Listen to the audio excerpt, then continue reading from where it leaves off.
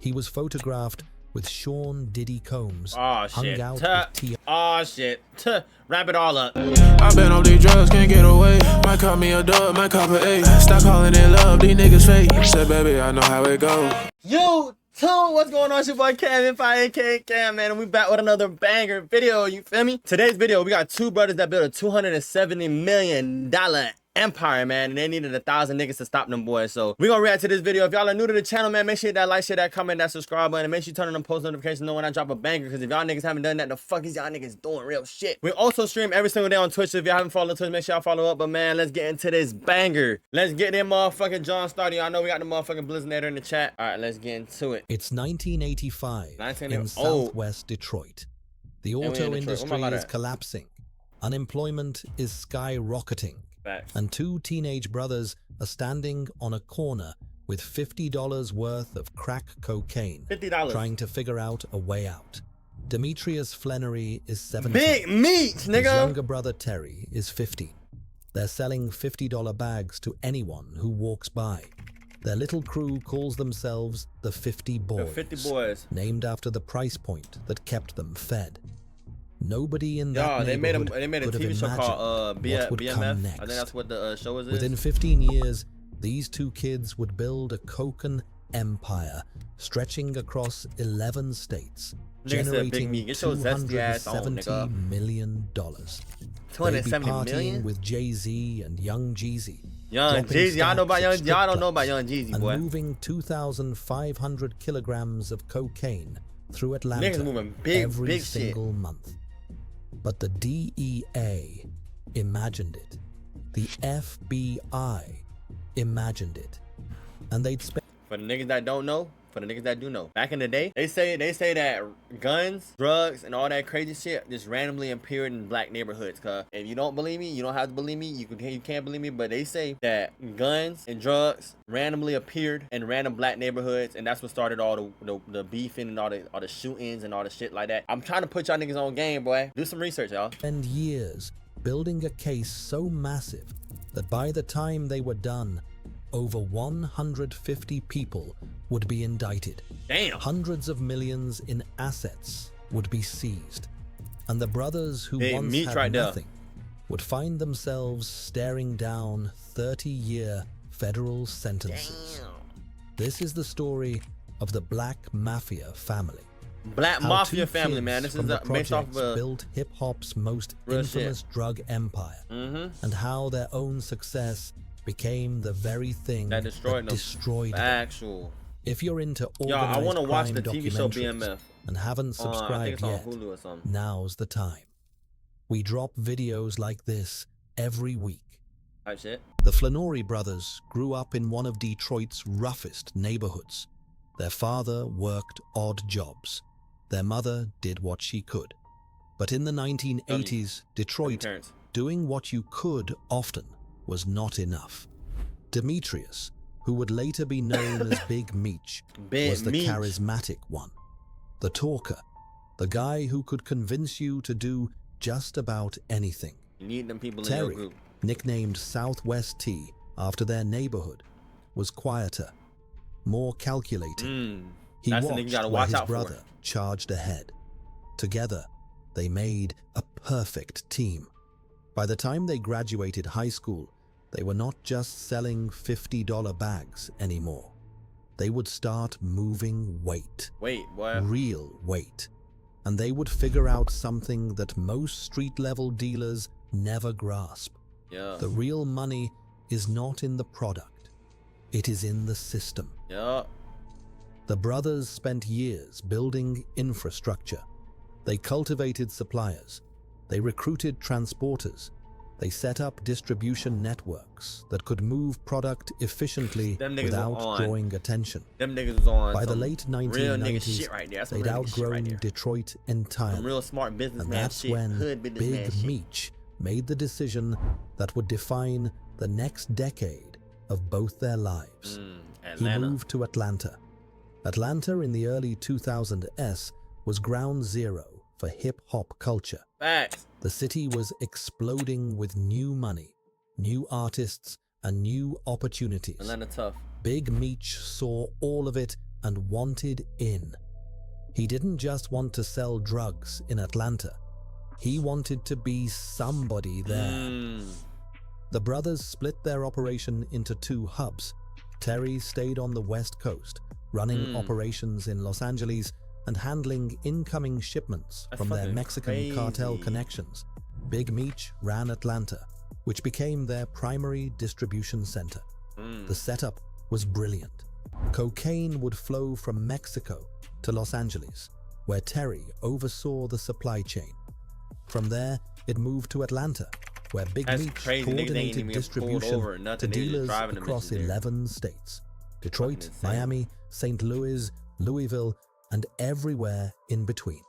At their peak, BMF was moving approximately 2,500 kilograms of cocaine through Atlanta every single month. What the fuck? To put that in perspective, that's about 5,500 pounds of pure cocaine, worth tens of millions on the street. But here's where the brothers got creative. They needed to transport massive amounts of product and cash without getting caught. Yeah, fact. So they customized stretch limousines with hidden compartments they called traps. These compartments were so sophisticated that they included devices designed to mechanically expel drug-tainted air, specifically to fool drug-sniffing dogs. The same limousines that pulled up to Atlanta's hottest clubs, dropping off celebrities and beautiful women, were rolling into stash houses packed with kilos of cocaine. That's insane. These niggas was However, smart man Big shit. Meech Albert wasn't Einstein content niggas. just making money in the shadows. He wanted everyone to know his name. In the early 2000s, he launched BMF Entertainment as a record label and promotion. I gotta watch the show, chat. I ain't gonna lie. I definitely gotta watch the BMF show. It was a legitimate business trying to break into the hip-hop industry. In reality, it served a dual purpose. First, it was a money laundering operation. Drug proceeds flowed through the label, emerging as seemingly legitimate entertainment industry revenue. Them niggas is smart. Second, and perhaps more importantly for Big Meech, it gave him access to the world he'd always wanted to be part of. These niggas is smart as shit. BMF Entertainment only ever signed one artist, a rapper named Blur Da Vinci. But the connections they built went far deeper than any recording contract. Big Meech became a fixture at industry events. He was photographed with Sean Diddy Combs, hung out with T.I. Oh shit. Wrap it all up. Whenever niggas get with Diddy, you know what happens. And developed a particularly close relationship with Young Jeezy. Young Jeezy. When Jeezy was coming up, BMF's financial support helped fuel his early career. The Flannery brothers weren't just fans of hip-hop, they were financing it. And they made sure everyone knew it. Big Meech threw legendary parties. He rented out entire floors of hotels. He bought rounds for strangers at clubs. He drove custom vehicles and wore jewelry that cost more than most houses. This we finna have a big ass watch. Watch when BMF blow up. Watch. So we'll have a big ass chain. Federal investigators would later record on wiretaps. Terry expressed growing concern about his brother's lifestyle. All this attention, all this flash, it was going to bring heat they couldn't handle. But Big Meech couldn't. He ain't get no fuck, boy. He want that life. He didn't want to. After years of poverty and struggle, he'd built an empire. And he wanted the world. NBA never broke again. The tension between the brothers grew.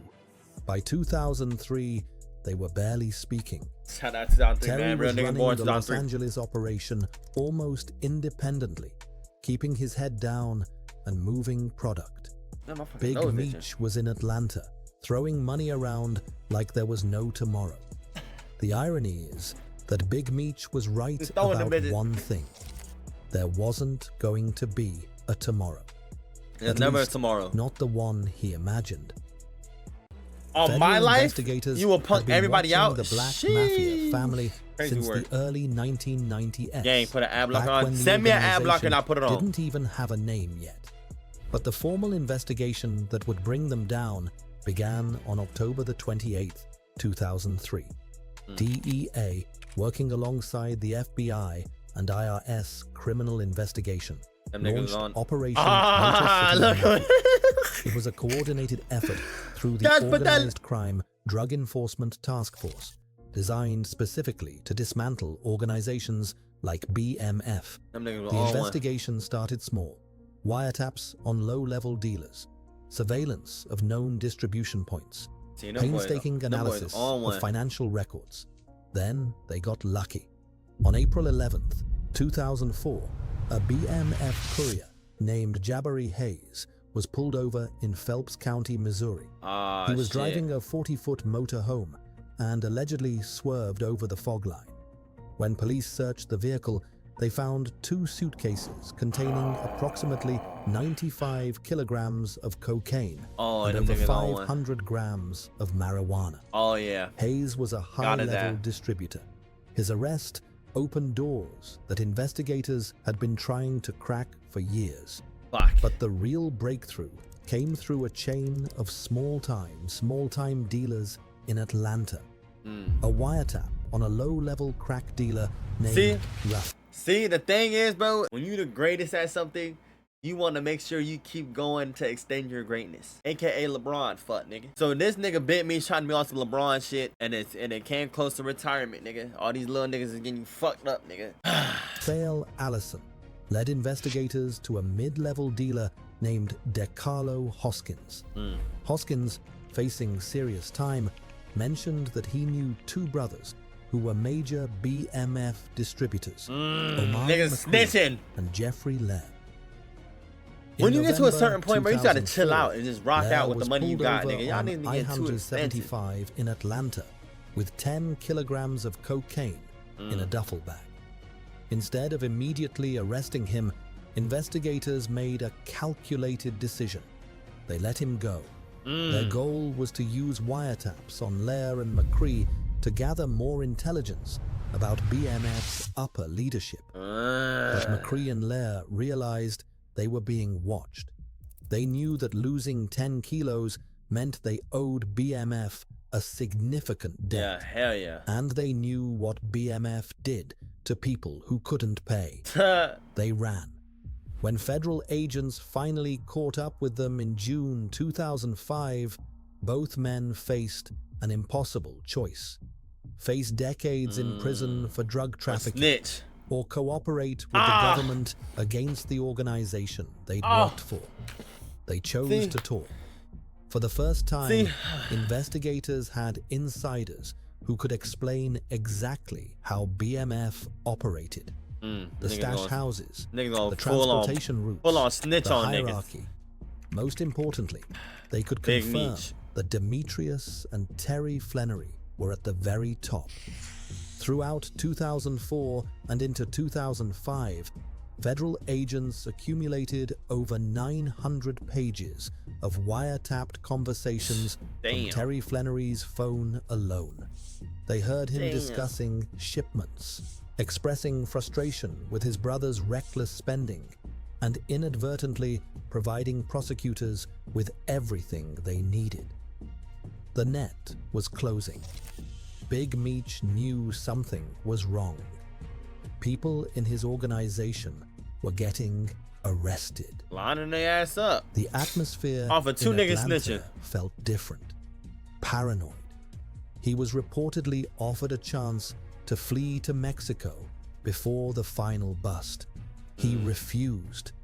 Maybe he thought he was untouchable.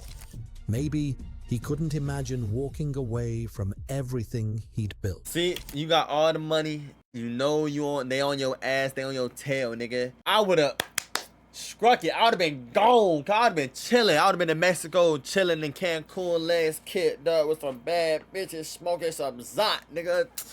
See? Nigga be fucking up with the game. Either way, he stayed in the United States.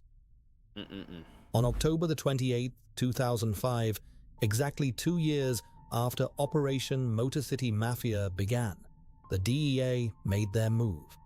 30 BMF members were arrested in a single day across multiple states. Them niggas were lining them boys Big up. Meech was captured in a suburb outside Dallas. Inside the house, police found marijuana, MDMA pills, weapons, and multiple vehicles. Terry was arrested in St. Louis under similar circumstances. The initial raid was just the beginning. Prior to that day, authorities had already arrested 17 BMF members and seized 632 kilograms of cocaine, $5.3 million in cash, and $5.7 million in assets. But the indictments kept coming. In June 2006, 16 more people were charged, including celebrity jeweler Jacob Arabo, better known in hip-hop circles as Jacob the Jeweler. He was accused of helping launder more than $270 million in illegal funds. By 2007, a third round of indictments hit. In total, approximately 150 people connected to BMF were charged with federal crimes. Them boys literally had the whole world on lock. BMF's not world, but the whole US generated $270 million during their years in business. The asset seizure was staggering. Federal authorities confiscated more than 30 pieces of jewelry, 13 residences across Metro Detroit, Georgia, and Los Angeles, and 35 vehicles, including Lincoln limousines, BMWs, Range Rovers, an Aston Martin, and multiple Bentleys. They also froze numerous bank accounts and recovered over $1.2 million in cash. Wow. In November 2007, both Flannery brothers pleaded guilty to running a continuing criminal enterprise involving large-scale distribution of cocaine throughout the United States from 1990 through 2005. Them boys, they said 1999, god damn, 1990 to 2000. They've been doing that shit for 15 years? 15 years, cuz that shit, like, bro, it gets to a point, dude. After the first 5-10 years and you still ain't caught, after the first year you make real good money, you ain't get caught, nigga, strike it. Get up out of there. Your life is set. But you decided to keep going for another 8. Big Meech and Southwest T were each sentenced to 30 years in federal prison. DEA Special Agent in Charge, Robert Corso, called BMF, a violent, sophisticated drug smuggling and money laundering organization that the brothers had expanded from a small local operation into a multi-state, multi-million-dollar criminal enterprise with direct links to Mexican-based drug trafficking cartels. Crazy as fuck. But here's the thing about Big Meech. Even from behind bars, he couldn't stop being Big Meech. Yeah, that boy was If you've learned something from this video, me that nigga, boy. Make sure to subscribe. Facts. Subscribe to my channel, though. Organized crime stories like this every week. And you won't want to miss. Yeah, you don't want to miss. We post every single day. Make sure y'all follow the fuck up. Big Meech continued promoting himself as a drug kingpin. Yeah, I mean, his disciplinary record included violations for possessing cell phones, weapons, and drug use. When he applied for compassionate release during the COVID-19 pandemic, a federal judge denied his request, specifically citing his refusal to stop promoting his criminal legacy. His brother Terry took a different path. Good shit, Terry. Quieter, more compliant. In May 2020, he was granted compassionate release and transferred to home confinement due to health concerns during the pandemic. Meanwhile, the Black Mafia family became something its founders probably never expected. A cultural phenomenon. Facts. In 2010, rapper Rick Ross released BMF, Blowing Money Fast, a track that name drops Big Meech and turned the organization into hip-hop legend. The song's chorus, shouting out BMF, introduced a new generation to the Flannery Brothers story. Bro. Then came Curtis 50 Cent Jackson. The rapper and entrepreneur executive produced a television series called That shit's crazy, bro. I didn't know all this shit beforehand, bro. On Stars in 2021. I didn't know all this shit. Big Meech's own son, Demetrius Lil Meech Flannery Jr., plays his father in the show. Damn, see, I did not know this shit. What the fuck? Turning a criminal organization. I gotta watch it now. I definitely gotta watch BMF now. Factual. Big Meech was finally released from Federal Correctional Institution Sheridan on October the 16th, 2024. He'd served nearly 17 years of his 30-year sentence. He returned to a world where his name carried more weight than ever, but for reasons that had nothing to do with cocaine. The Black Mafia family story raises uncomfortable questions about American culture. How did two drug traffickers become hip-hop royalty? Why do we celebrate figures whose wealth came from poisoning communities? Maybe the answer lies in the same desperation that drove the Flannery brothers out of Southwest Detroit in the first place. In a country where legitimate paths to wealth feel increasingly closed off, outlaws become heroes. We don't know. Or maybe it's simpler than that. Or we do. Maybe we just love a story about two brothers from nothing came who from the built mud. an empire. Built an empire. Even if that empire was built on cocaine and collapsed under the weight of federal indictments. Either way, the Black Mafia family changed the game. They showed that drug organizations could operate on a corporate scale, with supply chains, they on some Amazon shit. They were really on some Amazon shit for real. They were just, oh my god, that shit's wild. 270 million? And the streets were more connected than anyone wanted I can do with admit. $270 million, nigga. And they paid the price. I mean, in Cancun with some bad bitches throwing fucking money everywhere, fucking smoking blunts and shit. $270 million in alleged revenue. 13 homes, 35 cars, and two brothers who barely spoke to each other by the end. Damn. That's the real legacy of the Black Mafia family. If you want to see more stories about make sure I follow CamBeenFyee on the motherfucking tube, and we live every single day on Twitch, nigga. Hey, W fucking video. I ain't gonna lie, I knew about BMF because I've heard about the TV show, but the fact I didn't know all the history behind it. Like I've heard the BMF song by Rick Ross and shit. I like that all this shit is perfectly came together in my head. Oh my gosh. But if y'all enjoyed the video, man, make sure that like, share, that comment, that subscribe button, and make sure to turn on post notifications to know when I drop another banger. Cause if y'all niggas haven't done that shit already, the fuck is y'all doing? Real shit. We're live every single day on Twitch, so man, make sure y'all follow up. But it's your boy CamBeenFyee, and I'm out this John. Peace. Outside with my niggas, we doing the most. Grabs on the table, yeah, I been gone. At the base and shorty, she trumping it over. Keep steady, I told him I'm on one.